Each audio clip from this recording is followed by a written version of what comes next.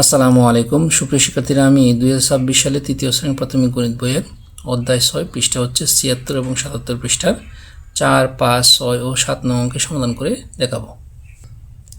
চলো তাহলে আমরা প্রথমে 76 পৃষ্ঠা 4 নং অঙ্কের সমাধান করি। 4 নং অঙ্কে বলা আছে 8টি আম 2 জনকে সমানভাবে ভাগ করে দেওয়া হলে প্রত্যেকে কয়টি করে আম পাবে। চলো আমরা এখন 4 নং অঙ্কের সমাধান করব। 4 নম্বর, 2 জনকে আম দেওয়া হয় 8টি।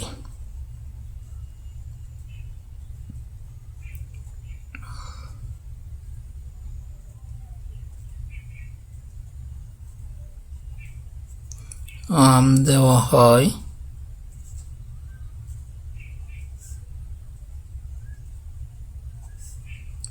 8টি। এখন বলছে প্রত্যেককে মানে একজনকে, তাহলে আমরা লিখব সুতরাং একজনকে আম দেওয়া হয়। 8কে 2 দ্বারা ভাগ করব। আমরা জানি 8কে যদি 2 দ্বারা ভাগ করি তাহলে ভাগফল কত হয়? 4 দোকানে 8, 4 হয়, 4টি। প্রশ্নে ছিল প্রত্যেকে কয়টি করে আম পাবে, তাহলে আমরা এখানে লিখব সুতরাং প্রত্যেকে 4টি করে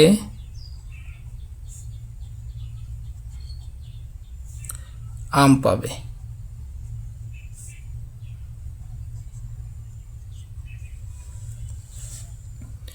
প্রশ্নে বলা ছিল প্রত্যেকে কয়টি করে আম পাবে, আমরা প্রত্যেকে কয়টি করে আম পাবে আমরা পেলাম 4টি করে আম পাবে। আশা করি তোমরা এই 4 নং অঙ্কের সমাধান বুঝতে পারছো। আমরা এখন 5 নং অঙ্কের সমাধান করব। 5 নং অঙ্কে বলা আছে 24টি লজেন্স 4 জনকে সমানভাবে ভাগ করে দেওয়া হলে প্রত্যেকে কয়টি করে লজেন্স পাবে। চলো তাহলে আমরা এই 5 নং অঙ্কের সমাধান করি। 5 নম্বর, 4 জনকে লজেন্স দেওয়া হলো 24টি। তাহলে 4 জনকে লজেন্স দেওয়া হলো 24টি। প্রশ্ন হচ্ছে প্রত্যেকে মানে একজনকে, তাহলে সুতরাং একজনকে লজেন্স দেওয়া হলো কি করতে হবে? আমরা 24-এ 4 দিয়ে ভাগ করব। তাহলে কি করব? 24/4। এখন কথা হলো আমরা ভাগ করলাম কেন? ভাগ করার কারণটা হচ্ছে এখানে দেখো 4 জনকে লজেন্স দেওয়া হলো 24টি। এখন প্রত্যেককে মানে প্রতিজনে কয়টা করে লজেন্স পাবে, তাহলে প্রতিজনের কয়টা করে লজেন্স পাবে সেটা বের করতে গেলে অবশ্যই আমাদের 24কে 4 দ্বারা ভাগ করতে হবে। এর জন্য আমরা ভাগ করছি। 24কে যদি আমরা 4 দ্বারা ভাগ করি তাহলে ভাগফল থেকে কত হয়?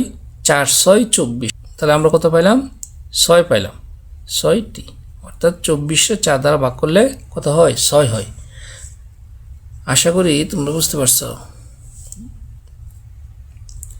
তাহলে প্রশ্ন আছে প্রত্যেকে কয়টি করে লজেন্স পাবে, তাহলে আমরা এখানে লিখব সুতরাং প্রত্যেকে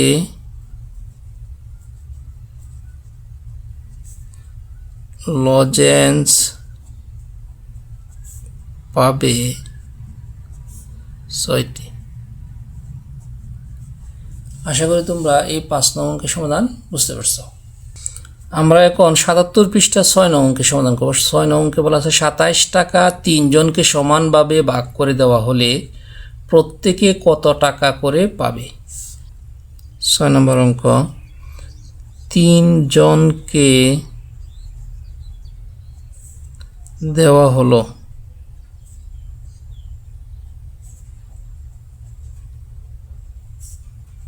27 টাকা। সুতরাং প্রত্যেক মানে একজন, তাহলে একজনকে দেওয়া হলো, তাহলে আমাদের কি করব? ভাগ করব। 27/3 টাকা। এখন আমাদের ডান পাশে যেহেতু পর্যাপ্ত জায়গা আছে, আমরা যদি ভাগ করে দেখাই দিই তাহলে সবচেয়ে ভালো হয়। 3, 27 আমাদের কয়বার যা? 9 বার যা, 3 নং 27। তাহলে আমরা ভাগফল কত পেলাম? 9। তাহলে এখানে কত টাকা লাগবে? 9 টাকা। প্রশ্নে ছিল প্রত্যেকে কত টাকা করে পাবে, তাহলে আমরা লিখব সুতরাং প্রত্যেকে পাবে প্রত্যেকে পাবে 9 টাকা। আশা করি তোমরা এই 6 নং অঙ্কের সমাধান বুঝতে পারছো। আমরা এখন 7 নং অঙ্কের সমাধান করব। 7 নং অঙ্কে বলা আছে একটি বেঞ্চে 5 জন বসে 45 জনের জন্য কয়টি বেঞ্চের প্রয়োজন হবে? চলো তাহলে আমরা এই 7 নং অঙ্কের সমাধান করি। তাহলে 5 জন বসে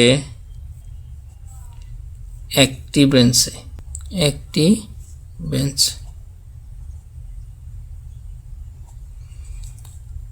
সুতরাং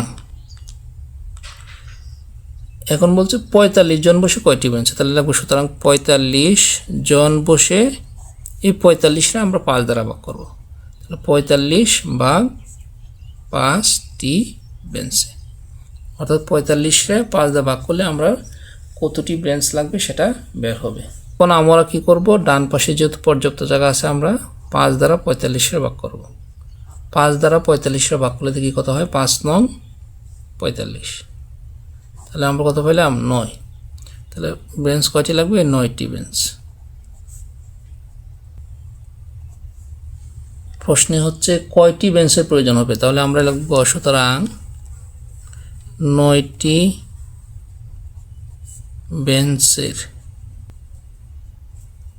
বেঞ্চের প্রয়োজন